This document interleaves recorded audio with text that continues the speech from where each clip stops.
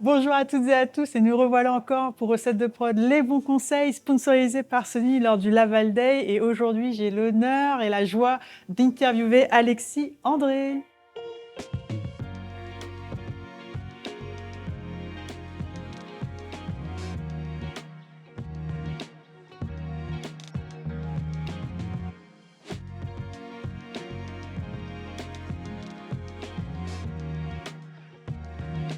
Notre invité évolue dans la frontière souvent mystérieuse entre la recherche scientifique et la création artistique. Chercheur, artiste et designer chez Sony Computer Science Laboratories à Paris, son travail consiste à accélérer la créativité. Je suis vraiment curieuse d'en savoir plus sur Alexis André. Alexis, bonjour. Bonjour. Merci d'avoir accepté cette interview, je suis Plaisir ravie. pour moi. Est-ce que tu peux te présenter rapidement, nous dire ce que tu fais chez Sony et voilà. Rapidement, c'est difficile. Enfin, rapidement, c'est Je relatif. vais essayer Voilà. d'aller vite. Donc, effectivement, je m'appelle Alexis André. J'ai une formation d'ingénieur. J'étais dans une grande école française et j'ai échangé ma dernière année d'études pour un master au Japon. Je suis parti au Japon, j'avais 20 ans et je suis revenu il y a quelques années. D'accord. Pendant ces 20 ans au Japon, j'ai acquis une connaissance en apprentissage des machines. J'ai fait mon master en apprentissage des machines. Maintenant, on appelle ça intelligence artificielle. Mais à l'époque, on appelait ça apprentissage des machines. J'ai fait une thèse en infographie. Et là, j'ai commencé à m'intéresser en fait à qu'est-ce que ça voulait dire, qu'est-ce qu'une bonne ligne, qu'est-ce qu'une ligne qui représente bien la forme. Donc il y a des notions d'esthétisme. Les gens qui étaient à côté de moi travaillaient sur la couleur, la perception de la couleur, quels sont les bons mélanges de couleurs. Je cherche un job, je rentre chez Sony Computer Science Laboratories, qui est donc un laboratoire de Sony, une toute petite structure dans l'organigramme gigantesque de Sony. On a un 10 millième du budget de la recherche de Sony. On est 30 chercheurs dans le monde entier. D'accord. Et chaque chercheur a un thème de recherche qui lui est propre. Donc, c'est souvent des équipes d'une personne. Le chercheur doit porter le projet de lui-même et développer ce qui l'intéresse. On échange la liberté contre le fait d'être responsable de manière unique en fait, sur le projet. Et moi, ce que j'ai fait, donc j'ai commencé en 2007 en tant que stagiaire. Et après, j'étais engagé en tant que chercheur. Et j'ai été transféré à l'antenne de Paris en 2023. Donc je suis revenu 21 ans après à Paris, il y a pas si longtemps. Et mon travail consiste à trouver des applications de la technologie pour la création. Ça, c'est la version très simple. Après, la version un peu plus compliquée, c'est d'accompagner des artistes, des artisans, et de leur proposer des solutions qui vont être spécifiquement designées pour eux, pour les aider à se développer de manière artistique. C'est un peu plus pompeux, c'est un peu plus compliqué, mais je pense que ça représente exactement ce que je suis en train de faire en ce moment. D'accord. Et c'est bien pour ça que je suis intervenu aujourd'hui au Laval Day. Un de ces projets au Laval Virtual Day. Est-ce que tu peux nous redire justement le projet que tu as présenté aujourd'hui ? Voilà, donc le projet que j'ai présenté aujourd'hui, c'est un projet qui s'appelle Synvocea, qui est une collaboration avec De Laurentiis, qui est une artiste électro, qui fait des choses qui sont vraiment intéressantes et passionnantes. Et c'est une artiste qui travaille avec nous parce que dans notre laboratoire à Paris, on a quelques personnes qui travaillent vraiment sur l'intelligence artificielle pour la création musicale. C'est-à-dire, il y a des outils qui vont aider à la création de sons. Donc, pour donner un exemple très précis, mais qui peut illustrer, je pense, de manière assez simple, le fonctionnement du laboratoire, ils ont créé un modèle qui va générer des sons de percussion. Donc, ce sont des sons de percussion qui n'existent pas parce que ce sont un modèle qui génère ces sons. C'est disponible sur un plugin, on peut l'acheter, on peut l'utiliser. Sauf que le compositeur de la musique pour l'animé Chainsaw Man, je ne sais pas si c'est connu, etc., c'est le personnage se transforme en mi-humain, mi-tronçonneuse. Et il avait besoin de bruit de tronçonneuse. Est-ce qu'il est allé enregistrer une tronçonneuse pendant des heures? Non. Il a repris le modèle qui avait été entraîné pour faire nos percussions virtuelles. Il a entraîné pour faire des bruits de tronçonneuse. Et il n'avait plus qu'à choisir quel bruit de tronçonneuse il voulait dans cet univers de bruit virtuel. Développé par les gens qui sont dans le bureau à côté du mien. Donc, notre équipe musique développe ce genre d'outils, etc. Et De Laurentiis fait partie des artistes avec qui on collabore depuis 3-4 ans, je pense, maintenant. Et elle utilise nos outils dans ses compositions. Pour certains morceaux, ça va être j'ai besoin d'une ligne de basse, j'ai tout le reste de la musique, j'ai envie d'avoir un bassiste virtuel qui arrive et qui fait les propositions pour faire la composition. Elle a utilisé ça, mais elle n'a peut-être pas utilisé pour une ligne de basse. Elle a transformé quelque chose. Elle a travaillé donc justement sur ces percussions virtuelles. Et elle passe dans le bureau, dans le couloir, elle est là, on discute. Moi, je présente mon travail qui est plutôt graphique, en disant, moi, je fais des systèmes visuels génératifs, principalement. C'est ça là où je suis fort et je maîtrise les technologies. Et il se trouve qu'en parallèle de ça, troisième personne dans le laboratoire, un thésard qui était là, Alain Rioux, avait développé un modèle qui était capable de détecter quelles notes étaient chantées, d'une manière avec énormément de confiance. Aussi, le modèle est capable de distinguer entre voix chantée et voix non chantée. Si c'est du silence, si c'est du bruit, si c'est une respiration, le modèle va dire « je suis pas confiant, je pense que c'est pas une note ». Quand il me dit que c'est une note, elle est chantée. Et là, je me dis, on peut peut-être faire une collaboration en reprenant cette technologie-là, qui est donc une intelligence artificielle, un modèle d'analyse. Donc le modèle n'apporte rien de créatif, mais il nous explique juste ce qu'il passe. Moi, je récupère cette information et j'ai développé un système donc visuel, cette fois-ci, qui prend l'information de la voix chantée et la transforme en système de particules, des couleurs, des mouvements, etc. D'accord. Pour donner, donc à De Laurentiis spécifiquement, ce moyen d'expression. Le thème de son dernier album, c'est la synesthésie, donc elle perçoit des couleurs en fonction de certains sons, etc. Et naturellement, de pouvoir dessiner avec sa voix, c'est quelque chose qui l'intéresse énormément et qui, elle, créativement, se sent à l'aise d'utiliser quelque chose comme ça. Ça lui parle parce que, mine de rien, c'est cohérent avec sa manière de penser et aussi de ressentir, finalement. On est vraiment lié au ressenti qu'on a de la musique, du son et comment on peut le traduire visuellement. Parfait. Donc cet outil lui permet de contrôler ce qui se passe visuellement dans toutes ses performances. Donc à la Gaîté Lyrique, quand on a fait le spectacle il y a 3 semaines, voilà, pour la réouverture de la Gaîté Lyrique, les images immersives à 360 degrés, elles commencent, c'est tout noir, elle commence à chanter, il se passe des choses. Elle change de manière de chanter, le système réagit, continue, évolue avec le morceau. Elle veut que tout le monde soit illuminé de lumière, elle va commencer à chanter plus fort, prendre le contrôle, et tout le monde participe en fait à l'expression de son chant par les visuels. Donc c'est l'aider elle en fait à aller chercher ce qui l'intéresse dans la manière dont elle va chanter. Parce que ce qui est intéressant sur un projet comme ça, c'est qu'en fonction de comment les visuels réagissent, elle ne va pas chanter de la même manière. Oui, ça va aussi l'inspirer en même temps que ça l'impacte. Enfin, il y a une co-adaptation permanente entre le rendu et la performance en live. Voilà, donc on a ce feedback, en fait, ce retour d'information qui est le résultat de ce qu'elle propose quand même au système. Elle chante, elle voit ce qui se passe, elle va adapter son chant ou aller chercher des nouvelles façons de chanter qui, visuellement, vont apporter quelque chose d'intéressant. Mais toi, comment tu as fait ta recherche là-dessus? Parce que je sais qu'il y a beaucoup de compositeurs de musique qui voient la musique, enfin, qui ont même des couleurs ou comment je pourrais dire, des projections mentales très fortes et intimes par rapport à leur lien avec la musique. Toi, comment tu fais tes recherches pour justement créer cet outil qui permet d'allier la technologie et leur expression, je dirais, artistique, leur univers, par rapport à quelque chose qui se passe dans leur tête, qui se passe dans leur cœur? Enfin, c'est pas si simple que ça d'avoir ce croisement. Comment tu as fait ta recherche pour ça? Moi, c'est ce que j'aime faire, en fait, tout le temps. C'est traduire. Tous les jours, je fais une animation de 10 secondes sur un nouveau système génératif. Je m'entraîne, en fait, je fais mes gammes, en fait, mes gammes visuelles. J'essaye de voir quelles sont les techniques d'algorithmes génératifs. Donc là, je dis génératif, mais c'est au sens procédural. Donc ce n'est pas basé sur de l'apprentissage, c'est plutôt des règles qui se combinent entre elles. C'est par rapport à ton protocole, toi, de création. Voilà. Et en fait, en m'entraînant tous les jours à créer ces animations, je développe une sorte de portfolio de techniques, de ressentis, de ma façon d'utiliser les couleurs, certains effets qui marchent mieux que d'autres, qui me permettent en fait d'avoir un éventail de possibilités à présenter aux artistes, qui se disent « Ah, moi j'aime bien comment ça bouge là, j'aime bien cet effet-là ».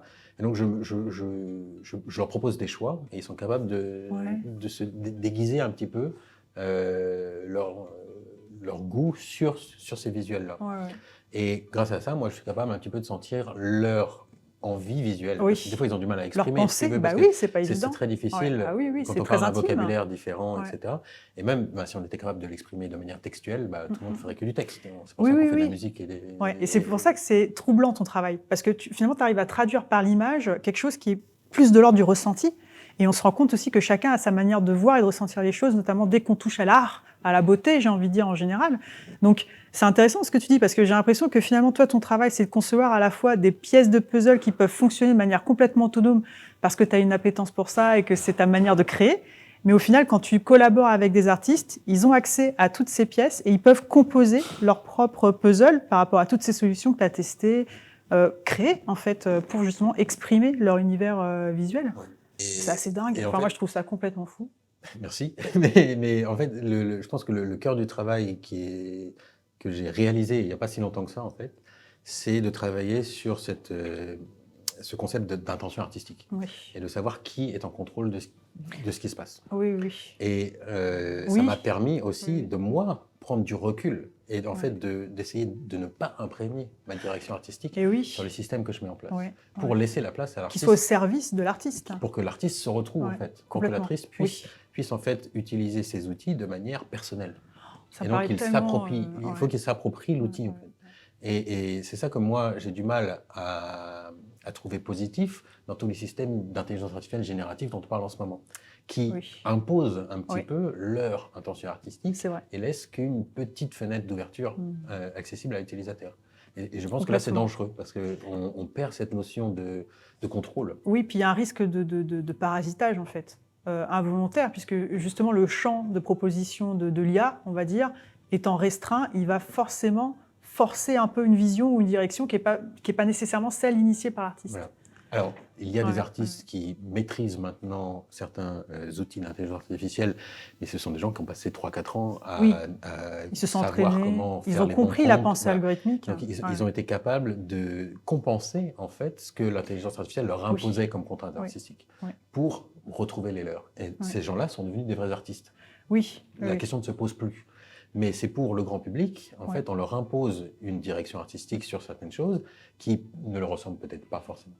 Et donc, tout mon travail, en fait, est de trouver l'équilibre entre ce que moi, je dois imposer comme direction artistique au niveau des algorithmes qu'ils ont choisis, les effets qu'ils ont choisis, les couleurs, etc., pour que la personne qui va l'utiliser se dise « Mais non, c'est quand même moi qui contrôle, c'est mon intention qui est exprimée. » Et si c'est le sentiment qui est perçu par l'artiste, moi, mon travail est une réussite. Oui, je comprends. Voilà. Okay. Après, ça n'empêche pas de travailler pour moi. Oui, donc bah je suis à la fois la personne qui donne le système, mais je suis le premier cobaye aussi. Bah oui. Donc moi, en tant qu'artiste génératif visuel, moi, je m'amuse à faire des trucs où là, je fais l'inverse, où je suis 100% en contrôle de tout ce que je veux faire, et là, je me lâche. Mais quand je travaille avec quelqu'un d'autre, c'est l'inverse. Je dois trouver la part d'intention artistique et la part de technologie. Et oui, c'est ça que je trouve vraiment pas évident. Et c'est passionnant parce que justement, c'est presque une nourriture, je dirais, sans fin. C'est-à-dire qu'à chaque projet, ça te donne, j'imagine, d'autres idées. Quand il n'y a pas de projet, de toute façon, tu as des idées à toi qui nourrissent les projets qui vont venir. Juste pour illustrer un petit peu plus pour les auditeurs, quel a été le projet le plus challengeant que tu as eu, artistique, où tu t'es dit « Waouh, là, c'est une montagne à gravir, mais j'y vais quand même ». J'ai eu un projet qui est toujours en cours, qui est une collaboration avec un artiste céramique japonais. D'accord. Il s'appelle Yukio Yoshida, soixantaine. Il a gagné presque tous les prix d'art traditionnel au Japon. Et au Japon, il y a ce titre de patrimoine culturel vivant, où le pays récompense en fait les artisans qui ont inventé des nouvelles techniques traditionnelles. D'accord. Ce qui est un peu...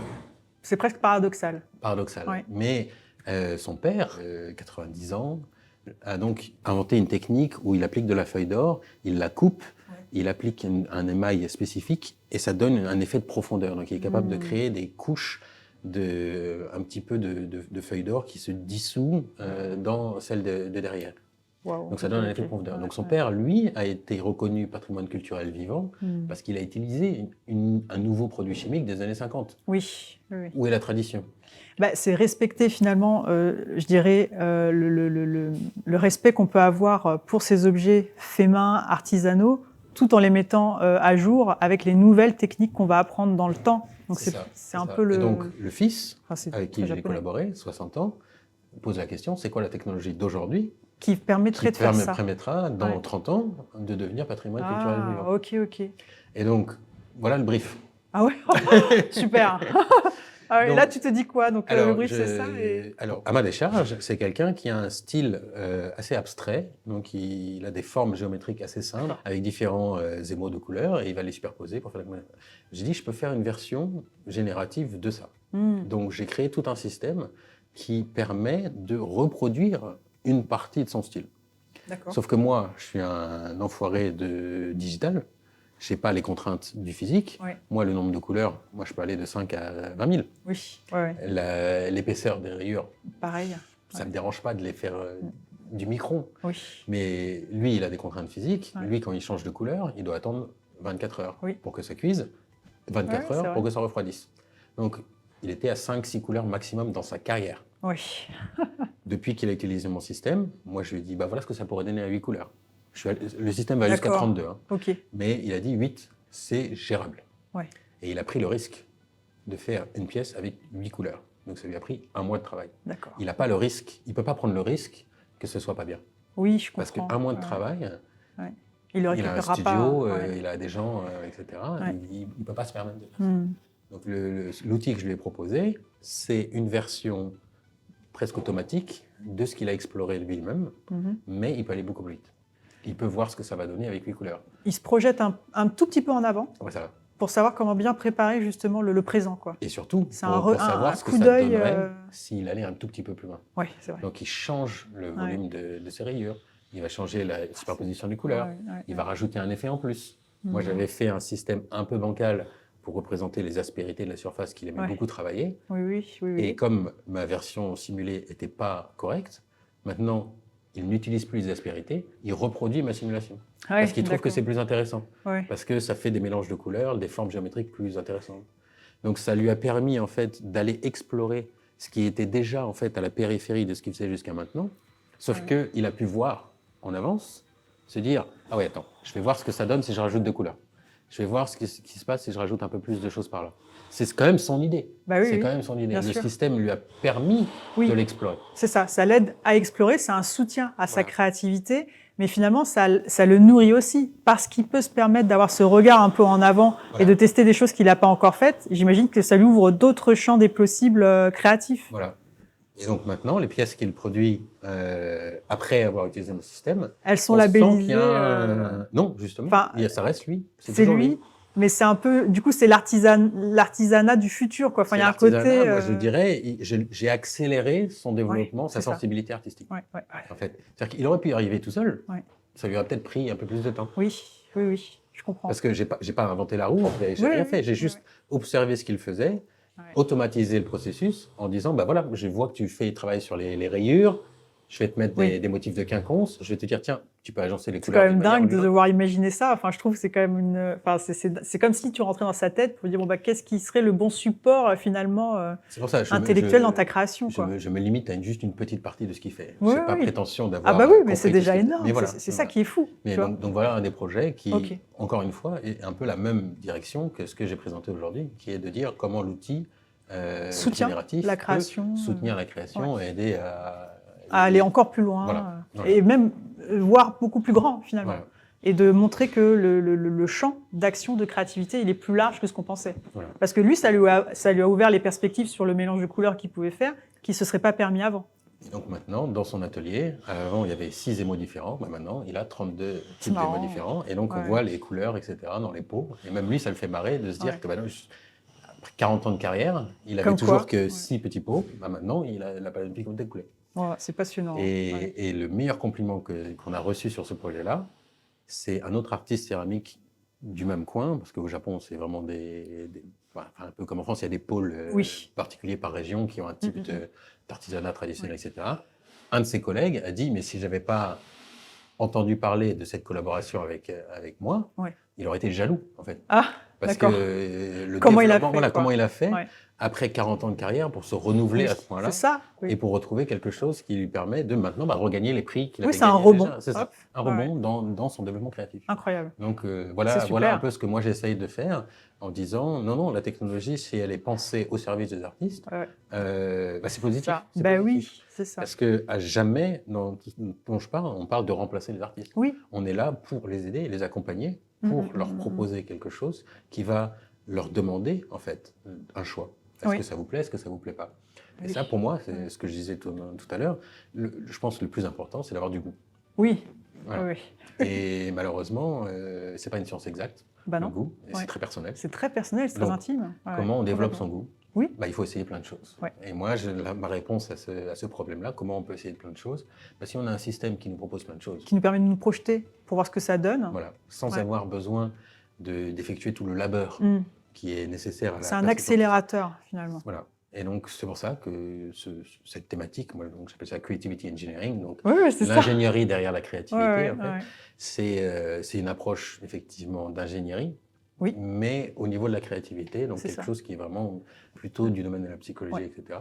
Et c'est vraiment intéressant parce que Ah bah oui, c'est passionnant. il suffit de présenter un peu. Bon, il me faut voilà, 10 minutes, un quart d'heure pour que les gens puissent comprendre exactement de ce quoi C'est il en rapide, 10 retourne. minutes, un quart d'heure. Parce que sinon, effectivement, on peut Ouais. voir des performances artistiques ou des nouveaux produits et se dire, bah oui, effectivement, il s'est passé quelque chose, mais je Oui. ne sais pas quoi. Voilà. Ouais. Et donc, voilà, mon intervention, elle est là. Elle est de travailler avec des gens en leur disant, montrez-moi comment vous travaillez, je peux peut-être vous trouver un axe ou une visualisation des possibles pourrait vous permettre d'aller un peu plus loin. Wow, c'est sans fin. C'est génial parce que du coup, ça s'entre-nourrit sans cesse. Comme toi, en plus, tu fais tes tests à chaque fois, à chaque nouvel entrant, je dirais, de demande ou de commande. Ça nourrit aussi toi, Voilà. ta manière de faire évoluer. Et j'apprends des nouvelles techniques à chaque fois. Eh oui, à chaque fois. Je m'inspire forcément, effectivement forcément. de tous ces gens qui sont au top de leur art. Et effectivement, ce céramiste-là, la manière dont il mélange les couleurs et il fait des choses, Bah oui. ces motifs, Ouais. en essayant de les analyser et de les reproduire, bah oui, j'apprends des choses. Ouais. J'apprends des règles de Oui, oui. composition, j'apprends tout ça, Ouais. et je me dis, ah oui, tiens, là, Ce qui est intéressant cette aussi, c'est que tu apprends des manières de penser. Ouais. Moi, ce que je trouve troublant dans ton travail, c'est vraiment que tu es dans le croisement entre la technologie, enfin l'ingénierie pure, la créativité qui peut être instinctive, intuitive, bon, on y va, on ne sait pas ce qu'on va faire vraiment, et la personnalité aussi de la personne qui va porter son projet. Et toi, tu es pile au milieu pour essayer de faire croiser ces... J'essaye de C'est génial. justement pas trop m'imposer non plus. Non, mais Voilà, oui. mais de garder en fait l'équilibre entre tout ça, parce que je me rends compte que c'est pas naturel en fait. Ah non, c'est étrange. Enfin, c'est étrange. C'est étrange, Voilà, oui, parce qu'on se met à devoir observer. Enfin, c'est comme une sortie de corps, hein, presque, pour se dire comment je fais non, finalement. Puis même, je pense qu'il y a quand même une sorte de stigmatisation de certains corps de métier, en Oui, disant ça, c'est oui, vrai. l'ingénieur va rester d'un côté Oui. purement Alors que logique, pur, etc. ouais, Mais c'est non, ça. il peut avoir Ouais. une sensibilité Complètement. artistique, etc. Pareil, la personne très artistique, on va dire oui, les sciences, etc. Mais non, ça n'a absolument rien à voir. C'est ça. Et de trouver justement l'équilibre entre les deux, moi j'essaye. Oui, le cadre commun. Je pars de l'ingénierie, je vais vers l'artistique et j'oublie pas mon bagage technique, mais j'essaye d'avoir le bon dialogue avec ces personnes-là qui, effectivement, les requêtes que j'ai de cet ami céramiste, des fois je fais mais... Que ça veut dire parce que, pourquoi? effectivement, parce que lui, d'un point de vue d'utilisateur pur de la technologie, il n'a pas l'intuition de savoir si c'est compliqué ou pas. Oui. Donc il va me demander des trucs et je vais être là. Ah oui, mais là non. J'ai pas du tout l'imagination. Peut-être en 2030. Voilà, on verra peut-être un jour, je trouverai la technique. Mais par contre, il y a d'autres choses qu'il me demande qui, pour lui, en fait, il n'ose pas les demander parce qu'il pense que c'est compliqué. C'est fou, hein. Et moi, je lui dis, bah oui, non, mais ça, c'est 3 lignes en plus. Ça, c'est accessible. Et 3 lignes, bah oui, je te le fais tout de suite. Donc lui, il adore parce que je vais dans un atelier, il est à son ordinateur, il regarde ses trucs, il a ses céramiques à côté. Moi, je me mets à côté. Et il dit, tiens Alexis, est-ce que tu pourrais pas me rajouter ce paramètre pour contrôler la distribution des couleurs, etc. Bon, ok, vas-y.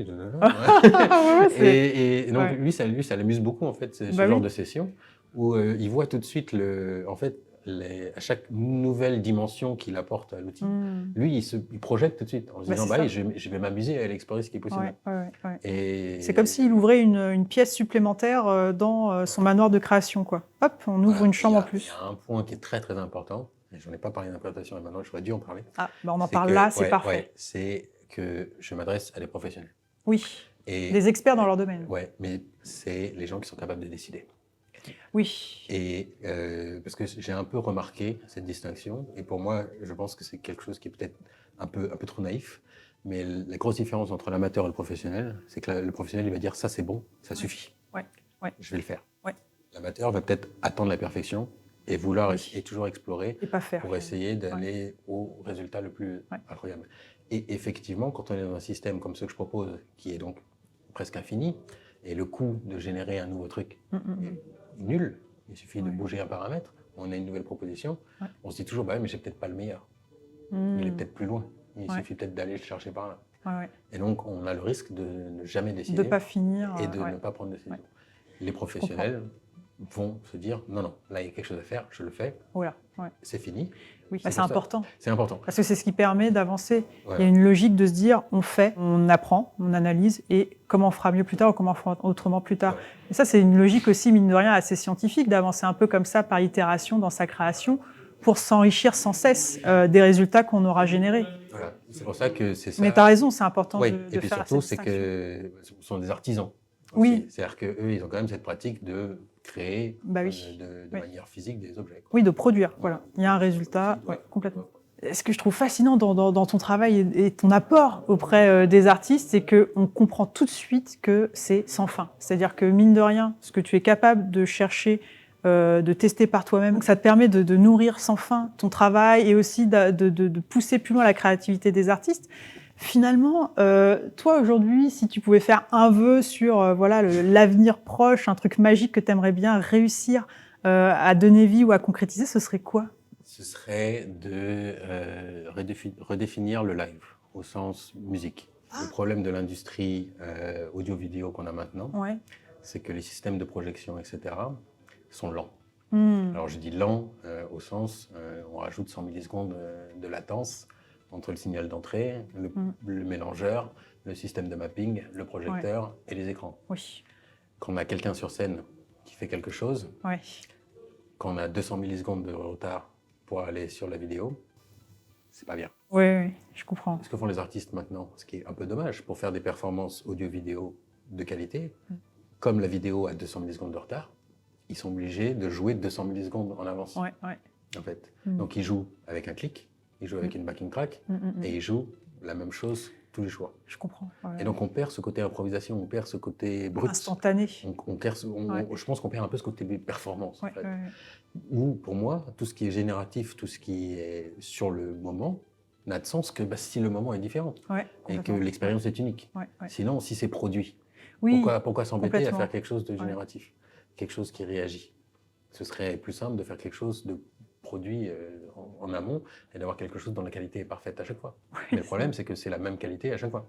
Et donc, on perd ce côté naturel. Oui, spontané. Donc, moi, ce que je voudrais là, c'est arriver à trouver une solution technique, j'ai quelques idées, pour qu'on puisse reprendre le contrôle du live et de se dire, viens sur scène, tu fais ce que tu veux. Et l'expérience... Les visuels vont s'adapter, anticiper, s'adapter à ce qui se passe pour que la performance soit tout audio-vidéo, aussi réactive, synchronisée, etc. Qu'est-ce qu'on peut faire pour arriver à ça? Voilà. Donc l'idée pour moi, quelque chose qui pourrait vraiment marquer un changement en fait dans la musique live, de retourner ça serait très puissant, à des performances brutes où maintenant le batteur n'a plus besoin d'écouter le métronome pour que ça marche. Donc voilà le petit plan futur, ce serait par là. Eh ben, ça donne envie, ça donne vraiment envie. On prend note, on est en 2025, on se revoit dans 2 ans quand ce sera fait. Pas de pression, pas de pression. Mais pas de pression, Alexis. 2027, ok, d'accord. C'est parti. Merci beaucoup, c'était vraiment passionnant. Je m'arrête là parce que sinon ce sera sans fin, mais on se reverra, c'est sûr, pour la suite de tes aventures et de tes créations. Parfait, merci. Merci encore vraiment. Je vous mettrai tous les liens en description, en commentaire pour que vous puissiez suivre le travail d'Alexis. Allez voir aussi des exemples. Je vais vous mettre quelques liens. Enfin, moi j'ai trouvé, mais j'en demanderai aussi. Merci encore et je vous dis à très bientôt sur Recette de Prod, les bons conseils. Merci, au revoir. Ciao.